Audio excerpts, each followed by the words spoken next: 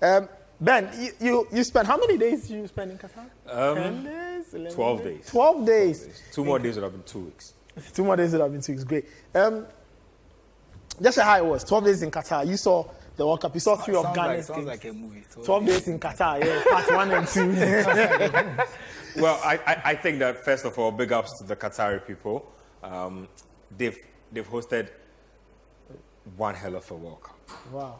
Because look, it's not even ended, but I can tell you that a lot of other countries will struggle to replicate this type of World Cup. The biggest advantage that they have is just the proximity of everything, you know, having like a one city World Cup. And they let you feel the World Cup, right from the airline when you get in. So on the airline, you are like getting the signature higher, like it's just ringing in your ears the whole time you're on the flight.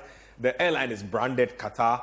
In fact, some of the snacks they serve you, it's served you in like World Cup branded box. No, I'm not playing. The earphones. I guess they knew that 90% of the people are flying to Qatar at this time. Exactly. Are probably going for the exactly. World Cup. So they give you headphones, branded, like everything. And then they have, what I loved the most about my flight was they have this screen on the back of your seat where you can actually watch like documentaries. So you have documentaries from right about, I think, the 2002, 2006. You have all the documentaries. And I mean documentary, like 1 hour, where they go, if it was the Brazil episode, they go deep, like bits where you go into the Amazon jungle, they speak to indigenes there. Like they have produced this thing, like right from the feel on the plane. When you get off the plane, you get the sense from the flight attendants, the ground crew, and everybody out there. Everybody has their little World Cup brooch or whatever going on.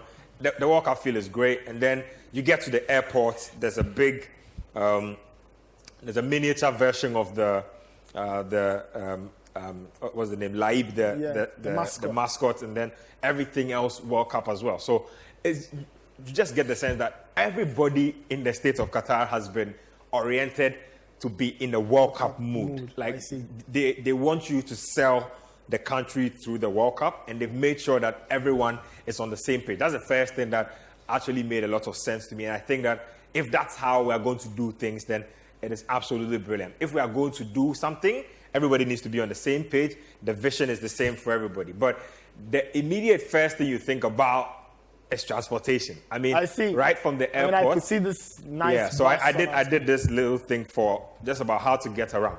The first thing you think about is transportation. So you deal with the government taxis, which is the Karawa taxis. Those are ones you should never go for because those are expensive. I see. They start pegged around 35 reals. And 35 reals, I believe, is something in the region of around 300 to 400 cedis. So yeah, wow. That's how crazy expensive. That is crazy. Yeah, that's how expensive the country is. We bought Banku. I'll get to that. We bought Banku for one ball of Banku for 20 reals, and 20 reals is 80 Ghana cedis. Oh, how? Yeah, no, I'm not even playing with you right now. So that's how crazy it is. So you guys went first Banku hunting. You went to a Ghanaian restaurant. I'll even get there. In same you think about taxis, or so you can get a taxi out to the airport, you can get an Uber out to the airport. Those will be your most immediate or convenient ways out to the airport. Then you can get to your hotels. And they built a lot of new facilities for this, a lot of new facilities. And the first thing that strikes me is how well planned Doha is, because the hotel that I spent time at is right in downtown Doha, and it's surrounded by at least 3 or 5 skyscrapers already. But I asked somebody, how do you find space here in the middle of this place to build this? He says, yeah, that's how our city is planned, because they knew from like 20 years ago that this building was going to be in this position. And so nobody had built anything here. And you can't build anything here if it is not supposed to be here. So first of all, they are a very orderly people. Like, nobody's cutting the queue. It doesn't matter if you are Infantino. It doesn't, like, you are not cutting the queue. You are going to be in line. And that's the thing. So the hotels were really nice. I think ours was like 3-star. So I was just asking myself, whoa, fam. What does the 5-star look like? If this is our 3-star, what does the 5? Because we had everything. We had an indoor pool. We had a sauna. We had we had everything. I see. That's 3-star. Yeah, the good life. Yeah, that was everything. Like I could wake up. The 1-star crowd have been fine. I was like, I would wake up in the morning and I was on the 4th floor. And the fourth floor was so high up, I could basically see everywhere. So a few of our friends were on the 13th floor. So you can imagine how great the views are. The personnel, like I say, amazing. The support staff of the World Cup. And amazingly, there's a lot of Ghanaians involved with regards to the support staff. So the first bit of support staff you meet will be those working in the transport and direction system. So there's like wardens just directing you to the metro. When I passed by a couple of guys, somebody actually recognized me from being on Sports Panorama. That was crazy for me. Yeah, he said he had been in Qatar for 2 months, but he had followed like Panorama and Scorecard like literally ever since I had been on.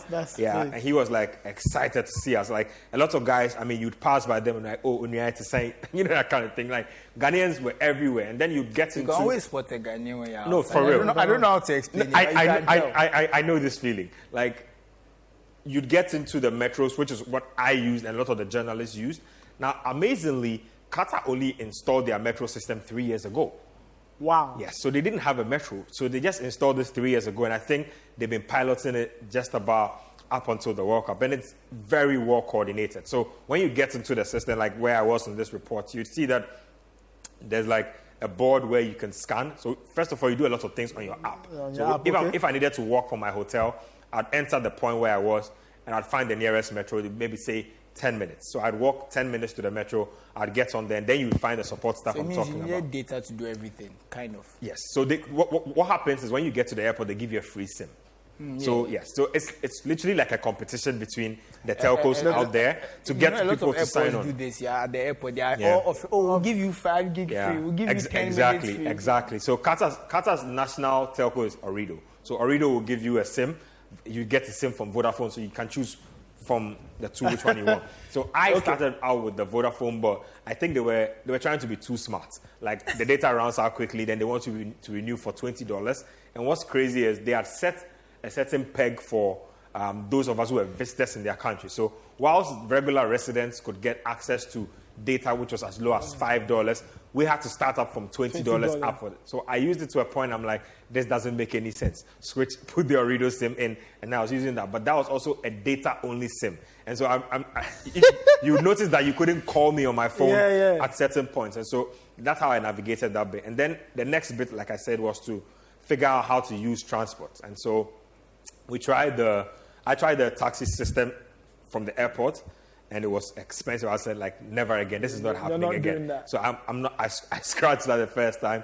And then the first 3 days, I decided to try out the metro. A lot of my Ghanaian colleagues were a little skeptical about the metro. They just wanted to go through Uber or the taxis. But I was like, you know what? This is free. Like, they're giving us this for free. The metro was free? Yeah, the metro is free. I mean, once you're a visitor with a hire card, it's free. Yeah, so you could go literally everywhere. Wow. Yeah, and what's amazing is they built their metro in such a way that, for instance, Stadium 974 is a stop. It literally emerged at a stop, at a metro stop. And so the moment you come out of it, you walk 8 minutes, you are in the ground. The Al Khalifa Stadium, same thing. You walk, you emerge at a metro stop. The moment you exit the metro, that's the stadium right where you are. And so you could just tell that these people are really planned. Okay. And the support staff I'm talking about, I mean, a lot of us even started, like, it's one of those things that stuck with us where when we came back in Ghana, people were making jokes about it. So they were wearing this big pointed, like, animated hand, like, Metro this way, Sukwaki that way. Like, and that, like, kind of stuck with us. Like, we were making jokes out of it. But a lot of those were Ghanaians. A lot of Kenyans, Ugandans. So I met a lot of Ghanaians like that. And then they have a lot of Ghanaian volunteers as well. Most people don't know about the FIFA volunteer program. I saw that a lot of people. I guess you get to watch some matches. No, they get all the access. Trust me, you get to open doors for David Villa and Ronaldo de Lima. But you get to take pictures. No, you do get to take pictures. No, you do get to take pictures because you are literally the one who is. I think the next World Cup, I know what I'm doing. I mean, you're the one who is in charge of, like, everything help. If they need something, they need to find a place, you help them out. So the support staff was great. And then to the metro itself. So you get on, basically. Okay, you just wrap that up, and then let's talk to you. Yeah, so basically you get on that. Can you tell us something about the food? I asked about I'll get to that in a bit. So you get onto the metro real quick. It's free. You get to your stop, opens up, you step out. You just ask for directions on where you're going, because thing is, if you come out of they're like multiple exits out of the metro, and they lead to different places. So you come out of the wrong exit, you completely lose your way. So you need to ask around, and that's about. It's been fun. Like I said, the biggest part for me is that all of them seem to emerge at some particular stadium. Okay. You were going to. That made a lot of sense. Talking about food, I tried what they call biryani. That's it's some kind of special rice with like vegetables and chicken. I tried it in one place the first time. Nah. It was not it for me. I mean, you know, it's a Muslim country, right? And so there's a bit part that a lot of their meat and their chicken has blood taken out of it. Like, it's completely halal. So, it's not as tasty. Like, a lot of the flavors have been extracted. And so that's a little problematic for me. But biryani didn't go too well for me. I tried it in 3 different restaurants. It still didn't work. Still wasn't going down for me. They have something called the 3D. I mean, I feel like Qatari food is basically Arabic food. It cuts across. So they have their hummus. They have their falaleh. Fatouche. They have. I tried a couple of those things. The breakfast, I tried it once. I was like, okay, I'm okay. I'm done.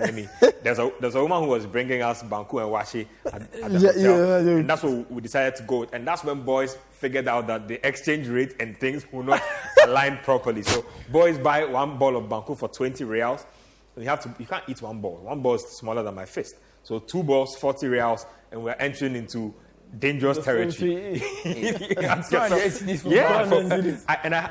had a haircut. That was like the funniest experience for me. So one of those days, I was on TV, and then somebody got to me back in Ghana and was like, yo, I've seen you on TV, it's great and everything, but you're looking a little scruffy. I wanted to have a haircut before I went, but my flight arrangements just changed. I had to go. So I went to one barbering shop to have a haircut. I wanted it for the experience. I knew it to be expensive, but I said, no, yeah, I will go. As for the haircut price, I said 40 reals. So that's like 160 cedis or something like that in Ghana City. And then this guy cuts the hair, he's done. And I'm like, oh, but touch up the beard and things. That's like, extra. What's up? He says, oh, the haircut there be separate money. With the beard to be separate money. So if I want to trim my beard, that's an extra 20 reals. I said, what? What do you mean? What do you mean by that? And you know what he told me? He said, oh, there are like 5 barbering shops here. So if you like, you can just step out and ask everybody how it is around here. I'm like, I was scandalized. And the truth is, they know the killer haircuts too. My Ghanaian barbers who are doing this. Oh no, they are miles ahead. Like, it's not even close. Was the barber black? No, it was Tunisian barber. Oh, you see, he's not used to dealing with your barber. Good. The barber shop owner is Paki. He's a Pakistani, and his barber is a Tunisian. So that's literally how it works. And these are all immigrant jobs. There's no Qatari person cutting anybody's hair. No. Interesting.